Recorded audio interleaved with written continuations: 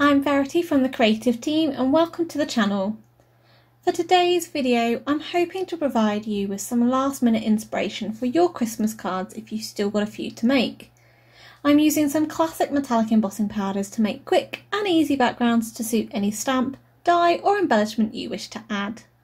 There's still time to make Christmas cards to hand out, and I hope this video gets you back in your craft area with your festive stamps and dies.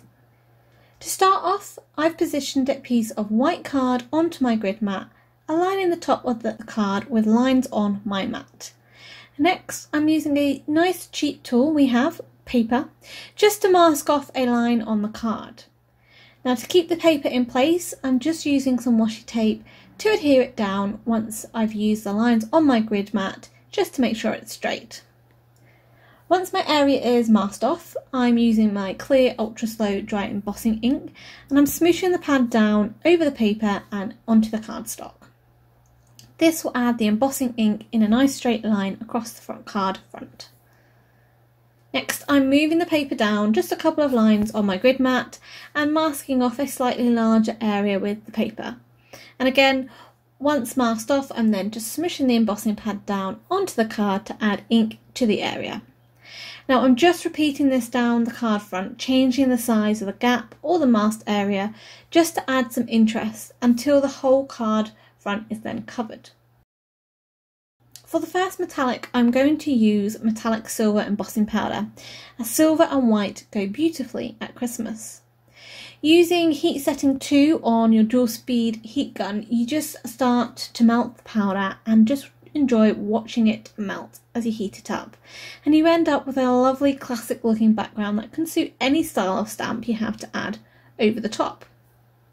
The first card uses very simple tools to create the background, but for the second background I'm going to use a stencil by Festive Brush & Co, which is a great hand painted brush stencil.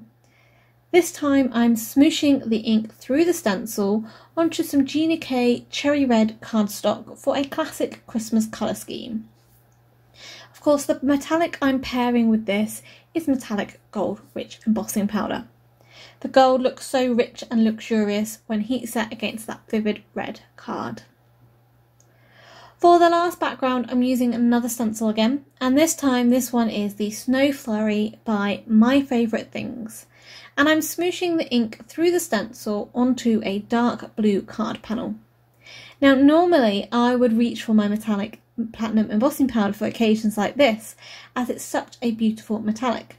But for this card I wanted to step it up and decided to add a little sparkle by using the metallic platinum sparkle powder. This has small silver glitter mixed into the platinum embossing powder.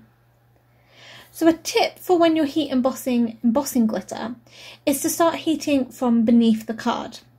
This will allow the embossing powder to start to melt and trap the glitter within it. If you heat from above, you run the risk of the glitter blowing off before you heat set it into the powder. So as you can see, this sparkle just steps that background up a notch as it catches the light. To turn these backgrounds into cards, I'm first of all stamping the Poinsettia from Altenew's Modern Poinsettia and heat setting this in metallic gold rich powder. I wanted to add colour quickly and loosely for a more artistic look, so I'm going to make use of the emboss resist element by adding clear water over the top of the embossing. And then I'm using a couple of reds brushos and sprinkling some of the powder over the stamp into the water. To help the colour spread, I'm spritzing the image with clear water from a spray bottle and I'm using my brush to help move the colour about. Now if you find it gets a bit too much or a bit messy for your liking, you can easily take a clean piece of tissue and mop some of it up. Now to add a bit more depth, I'm just going back in to add more concentrated colour to the centre. And to speed the drying process up, you can use your dual speed heat gun, as this works really well. Use heat setting 1 and this will allow you to dry the colour, but it isn't overpowering and moving that colour about. Also, it's not going to start to ruin your heat embossing. So once dry, I'm just fussy cutting around the embossing so it's ready to add to my card. For the second panel, I'm stamping the tree from Altenew's Festive Foliage onto a piece of vellum and covering this with metallic platinum embossing powder. You might wish to run your anti-static bag over the vellum before you stamp, as vellum can hold static much more than regular card. Remember when you're heat setting powder on vellum to make sure the heat gun is nice and hot before you bring it to the vellum, and keep it moving about to prevent it scorching the vellum. You will find that the powder will heat set quickly on vellum. I'm also stamping onto white card the heart that sits inside the middle of the tree, and to link this to the background I've covered and heat set this in metallic gold rich powder. For the last background panel, I'm stamping the angel from the Catherine Pooler Merry Christmas Angel stamp set onto white card.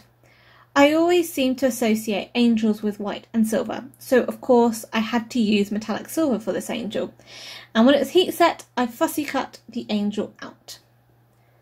For the card panel, I wanted to add a little bit more depth to the background, so I'm adding some soft ink blending to the edges using Catherine Pooler Juniper Mist ink and a blending tool.